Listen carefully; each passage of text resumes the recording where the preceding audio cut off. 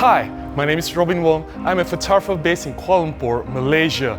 I have here with me the Panasonic 15mm F1.7. In this video, I want to talk about why I added this lens into my camera bag. Let's do this!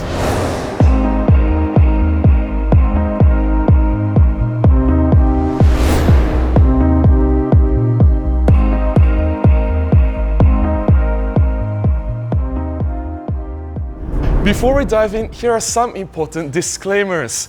Panasonic Malaysia did not contact me. I have no affiliation with Panasonic whatsoever. I purchased this lens, the Panasonic 15mm F1.7, with my own money.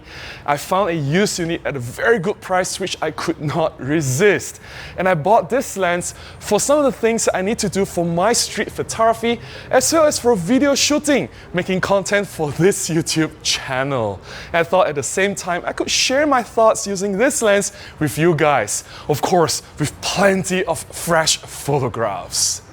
Earlier this year, I purchased the Fuji XF10 with the intention of exploring wide-angle shooting for my street photography. I've made a video about that camera, the Fuji XF10. I'll put the link up here. Please check it out if you have not done so. I have a love and hate relationship with that camera. I love the 28mm equivalent focal length. It forces me to see things differently, and I've come to enjoy wide-angle shooting for my street photography. But at the same time, that XF10 is extremely slow in autofocus. And to be entirely honest, I wasn't really impressed with the image quality. Yes, it has APS-C sensor, it has more megapixels, it's supposed to have more dynamic range and better high ISO. I just don't see any huge advantage if there is any. I'm perfectly happy with what Olympus Micro Four Thirds system can do, and at the same time I get superior autofocus. That's why this Panasonic 15mm F1.7 comes in. I know that in equivalent focal length this is about 30. It is not exactly the same with 28, but it is close enough. And it is extremely small and compact that if I pair it with my smaller Olympus bodies like the EM5 Mark III, it is still a very compact setup and it can effectively replace the Fuji XF10.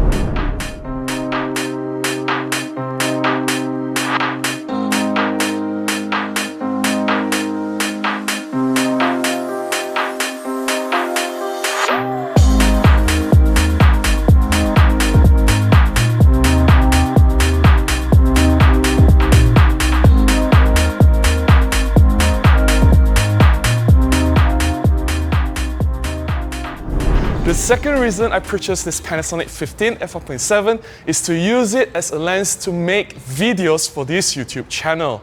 In case you're not aware, the two lenses I've been using to film videos for this channel, they are the Olympus 45 f1.8 and the Olympus 12-40 f2.8 PRO.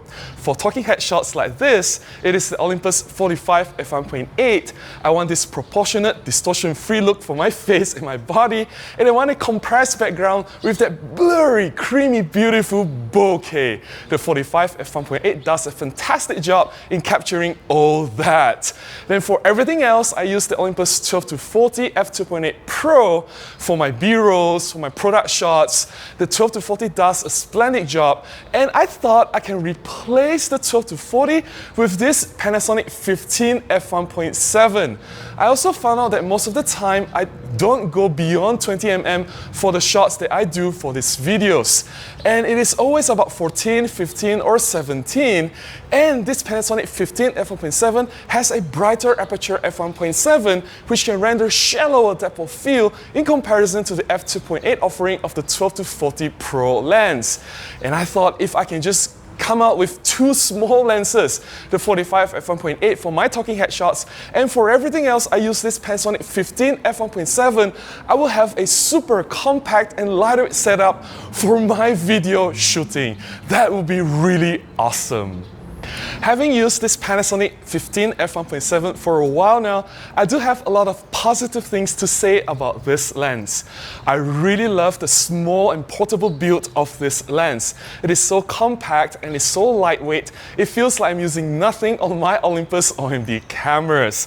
The lens, despite its size, is very well constructed. The body of the lens is made of entirely metal, it feels really solid, and there are no creaky parts, there are no rattling parts the lens feels really good in hand. It really inspires confidence every time you pick up this lens to use it. And I also think that this is a very sharp lens. Even a wide-open f1.7, from corner to corner, you get very good sharpness and contrast. I would use this lens at wide-open f1.7 with no hesitation. Of course, the image quality improves further if you stop down to f2.8. You get a little bit more sharpness, but that's negligible. I'm already very happy shooting with the wide-open aperture at f1.7. And of course, the main advantage is the f1.7 of this prime lens. The f1.7 aperture allows me to do a little bit of low light shooting. It is brighter, it can gather a little bit more light, and also it renders a little bit of shallow depth of field. I know that this is a wide-angle lens, you can't get that much blur, but still, if you can get close enough to your subject, you can get a little bit more blur and separation for your image.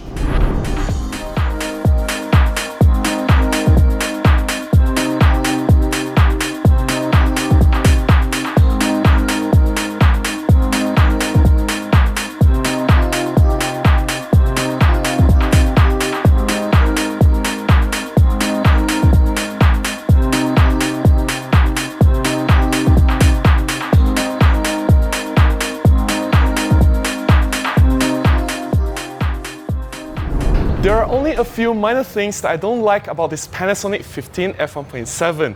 I don't like the bokeh rendering of this lens.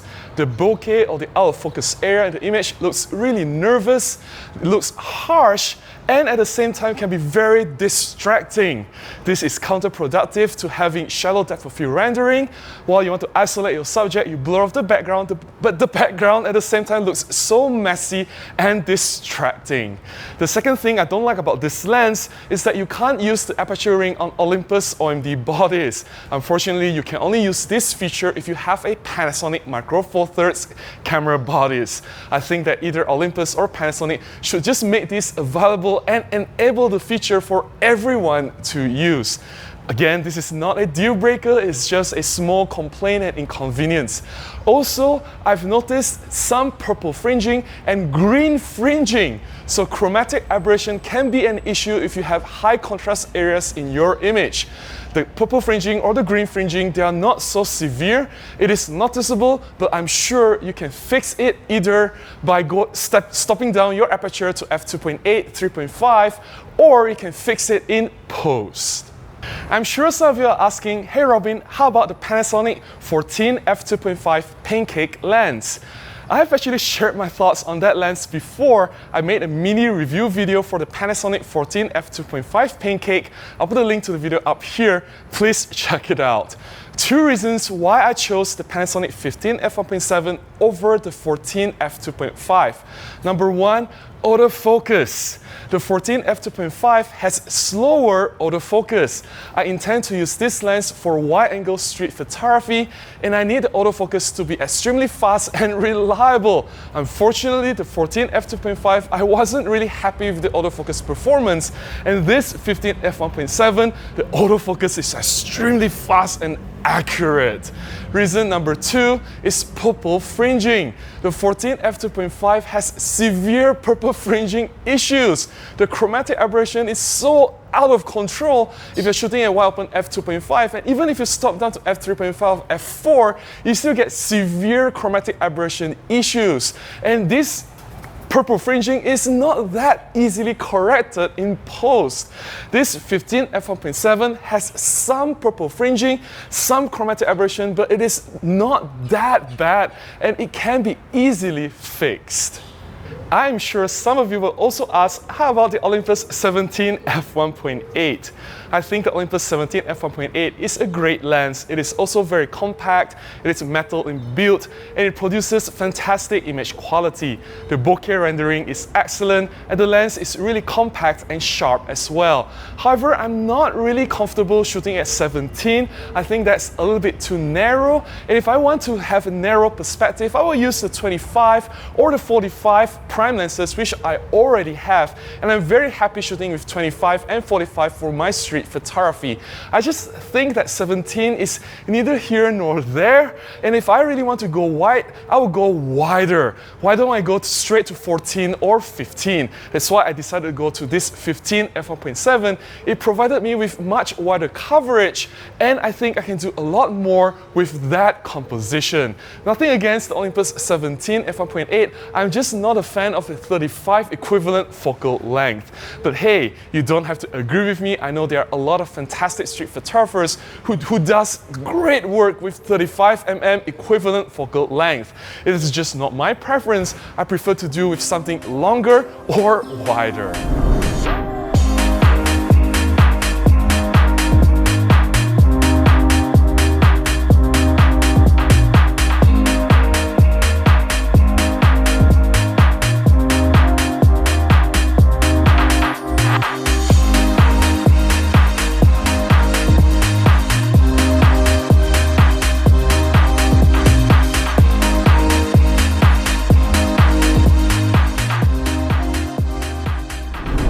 That's all I have to share about this Panasonic 15 f1.7 lens in this video.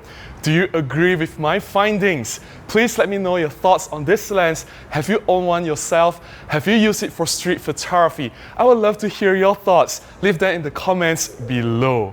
I hope you've enjoyed looking at my photographs, and I hope that you find this mini review useful. If you do, please consider buying me a cup of coffee, or you can contribute directly to my PayPal. Links in the description below on how you can do that. Any small contribution goes a long way. It will help me to continue making content like this and share them right here. Please also give me a thumbs up, subscribe, comment, and share, and I'll definitely see you again in the next one. Until then, remember to go out and take more photographs. Bye-bye.